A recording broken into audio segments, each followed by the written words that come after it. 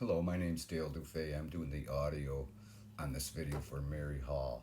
And this is a really important video because it's uncovering what I believe to be a prehistoric pyramid or the base of a pyramid right here in the high desert of Nevada. This is incredible. I mean, you can see just how small it is. Here, we keep an eye on it right there. Uh, this happened to stumble upon this while examining earthquakes in the area. There was like a series of earthquakes through here. It was almost like a grid pattern, the epicenters. Small quakes. It wasn't much. Maybe it was due to mining operations or tunneling or whatever.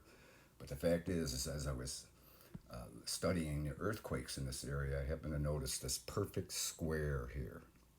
Notice how perfect it is. That's very unusual. Why? What is that? It's obviously, this, for example, is slough pile from the mining. This is one here. This heart-shaped one is another one. This is a pretty good example of what we'd expect from mining operations. You could actually see this old mine here, and there's another one right here. So these are silver mines, I believe, and this area is known for that. Okay, so there's going to be byproducts and things like that that are going to accumulate over the years. But this, what is this? See this, notice first of all the different color. The color variation is different than these. So this really caught my attention and intrigued me. So I really started, uh, you know, doing some close examination here. And I mean, does that not look like a base of a pyramid? I mean, look at these corners. The perfect 52 or 53-degree angles on them. The base is exactly 1,800 feet by 1,800 feet, perfect square. The top part of the platform is 1,000 feet by 1,000 feet, perfect square. And it's also uh, approximately 300 feet tall from the base. Now this is phenomenal when you think about it. This is a huge structure. It's beyond comprehension. I mean, again, it looks like a little speck, a little dot on the earth, but when you zoom in, it's a gigantic structure. This is over almost twice as big the base as the pyramid, the Great Pyramid in Egypt. This is actually, ironically, the same dimensions as the base of the Pyramid of the Sun in Bosnia. But it appears it wasn't complete because it only went up 300 feet. And the amazing thing is this, you know, started doing the math, and that not only is this an engineering feat beyond comprehension. Again, to us we may think, hey, it's a simple square, no problem, but the engineering involved in making this perfect square at this size is remarkable, and maintaining this degree. And then I started thinking, well, if it was built in modern times, well, how much material is in here? And it comes out to 24 million cubic yards is in. That's the amount of material this volume takes up. And that is a lot. That's actually 6 times more material used in the Hoover Dam. So if this was built recently or in the last 100 years, it would have taken a monumental feat. Like, say, if the military built this, to what end? Why would they go through such great, incredible amount of engineering just to create this? For what? To what end? Again, it's just, uh, you know, when you start putting it into perspective, what is this thing? I mean, you could fit 8 city blocks in this thing. You could fit the Boeing factory on this platform right here. I mean, it's just this thing is huge. Again, 300 feet tall. That's as tall as a 30-story building, basically a high rise.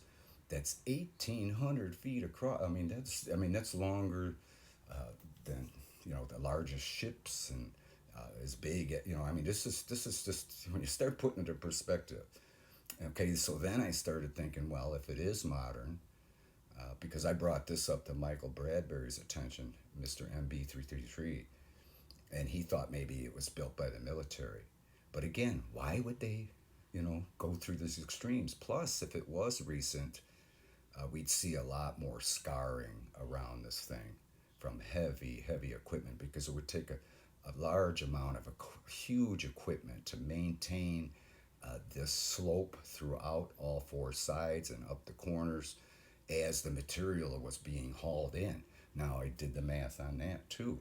It would take a fleet of 6 trucks around the clock, 24 hours, 7 days a week, 27 years to truck this material from the mines up to this structure, while the equipment on the structure is maintaining perfect engineering. So, it sounds like a waste of time for the miners, and it certainly sounds like a waste of time for the government and the military. Again, to what end? Why not just do an ordinary slough pile? And again, you see the color differences here. I mean, this thing is obviously older. There's no scarring. I mean, there is some, of course, but none that would indicate that this was constructed recently or even within the last 60 years, because you would see a great deal of scarring here. Heavy, heavy equipment to achieve this. Now I'm going to show, this is Apple Maps here, and I'm going to show you how this looks on Google Map Earth, because it does, you can zoom in and you can actually see under the top layer of whatever, that there's casing stones there, and they're the exact same size as the ones on the Great Pyramid of Egypt. I mean, it's really amazing. So let's go with right now. Here's Google Earth's version. Now, let's put it in 3D. We'll stop it here. I believe it's on this side. One of the sides really clearly shows what look like casing stones. I think it's this side. Yeah, look at that. I mean, perfect grid. Just perfect. And I measured the casing stones on the Great Pyramid, and they're the exact same size. So, here's a little better. Right there, they're all perfectly lined up. The horizontal lines and the vertical lines. Look at that. I mean, it's even detectable with this topsoil or whatever that is on there, desert, greenery or whatever. But you could clearly see it. I'd love to get there and kind of take an axe and pick and kind of poke under there and see if those really are flat casing stones that the Great Pyramids of Egypt had. But look at that thing. Again, think about it. 24 million cubic yards of material. And if any of you can visualize a cubic yard, that's basically 3 foot by 3 foot by 3 foot cube. There's 24 million of them in here. Think about it. It would take decades to ship this, even if it was not, at a very close point of origin to this place. It would still take a fleet of trucks constantly for 24 hours a day, 7 days a week, 27 years to fill this. I mean, I'm certainly, they have modern equipment, larger trucks and things that could probably knock that down a few years or 5 years off of that. But again, put it into perspective. It's just an incredible a feat of engineering and accomplishment if this was done recently. Now again, you can compare it with the other slough piles from the byproducts of the mining in the region. I believe it's silver mining, but there's one there, and there's one here. But you can clearly see there's a color difference. There's one there. Here's some of the mines. These look really old. But again, I think it's silver and gold they're getting out of here. But this, I mean, to me, it stuck out like a sore thumb. And when you start putting it in perspective, you're starting to think, wow, could this really be a prehistoric pyramid base? And another thing that would indicate it's prehistoric is we're at true north right now, and most pyramids, are the 4 sides are lined up with the cardinal directions, and obviously this isn't. But they're starting to realize that during the Ice Age and before, that the north was in a totally different direction. It's as though the poles of the Earth were not tipped off the 23 degrees as they are now. It's almost as though the poles were straight vertical at one time, and that's what created the ice caps on both poles, and then a temperate zone between. And this may be why they stopped the construction of this, because the glaciers may have been encroaching. So they had to stop it, and so that was, at least 10 to 12,000 years ago. So back when true north was this way.